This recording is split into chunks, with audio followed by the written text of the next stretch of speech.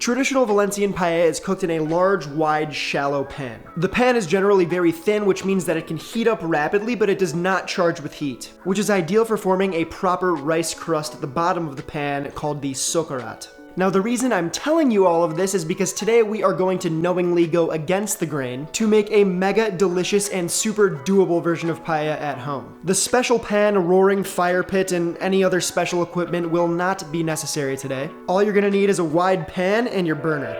The Paella Policia might put out an APB for my arrest, but today we are going to make the paella without the special pan or the paellera. And if you think that I'm kidding when I say that there's a paella police, just ask Jamie Oliver about it, he'll tell you. Every great paella from land or sea starts with the sofrito, or the flavor base. There are many variations on sofrito across many cultures, but today we're using the Spanish variety, consisting of bell pepper, onions, garlic, tomato, and olive oil.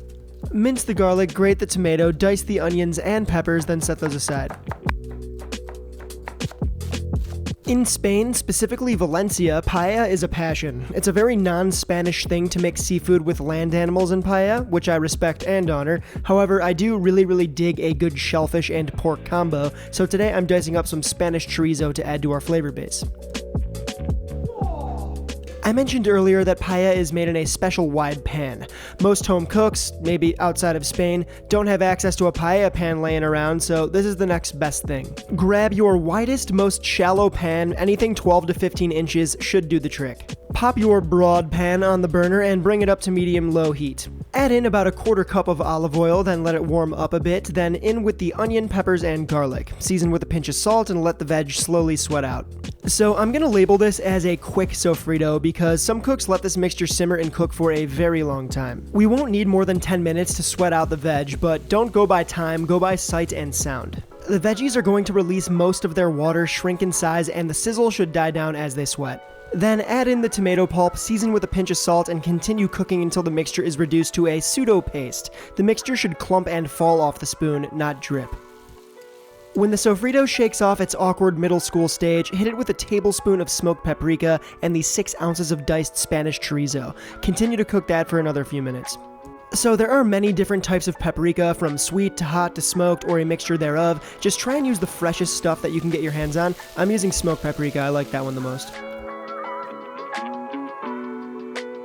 Alright, so here I just got some chicken stock. No matter which kind of stock you're using, try to make sure it's real stock so that that collagen actually gets added to the paella. That collagen is going to help the sokarat, that crispy layer of rice, form at the bottom of the actual paella. You're going to want to use the best quality stock you can get your hands on. Pour the stock over the sausage-laced sofrito, then pop in a bay leaf for good measure.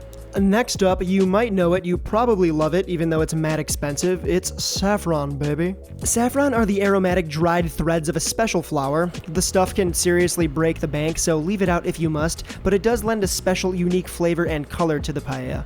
At this point, we need to taste for seasoning and general flavor. Remember, if your rice cooking liquid tastes good, so will the rice. Speaking of rice, paella calls for a special variety. This is bamba rice, a round and short Spanish rice that stays firm and absorbs liquid very well during the cooking process. Now, don't substitute this rice for anything long grain. If you're looking to get fancy with your rice for paella, I'd do a quick search to see if that's a good idea. When in doubt, use bamba. Sprinkle about 1.5 cups of rice all over the simmering sofrito stock mixture. Do your best to evenly distribute the rice around the pan. Very important step for ensuring that the paella cooks properly, so make sure it's done right. If you must, you can manually distribute the rice just after adding it, but do not touch it after 1 minute.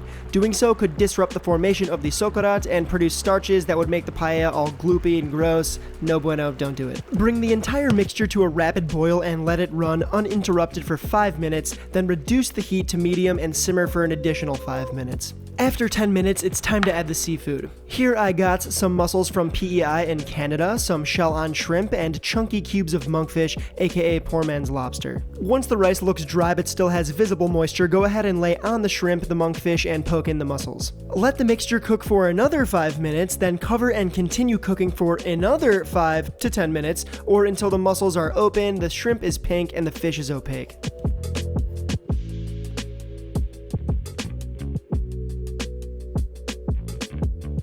Lastly, up the heat back to high, but not quite as high as the first boil, but get it real nice and hot, then let it finish for 5 more minutes, or just until the moisture is gone and the rice begins to lightly crackle.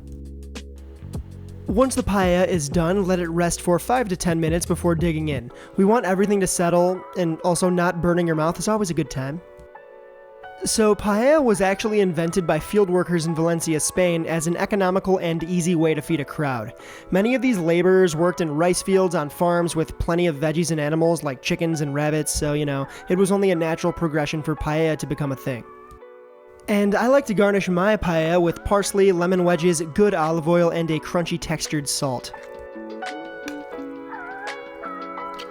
Oh, and a nice tip to avoid any breakout fights over the socorat is to scrape it off the bottom of the pan, just, with a spoon, mix it into the rice. That way it's sort of evenly distributed and everybody gets a little taste. A little bit of the monkfish, a little rice. See, just look at that beauty. That's nice.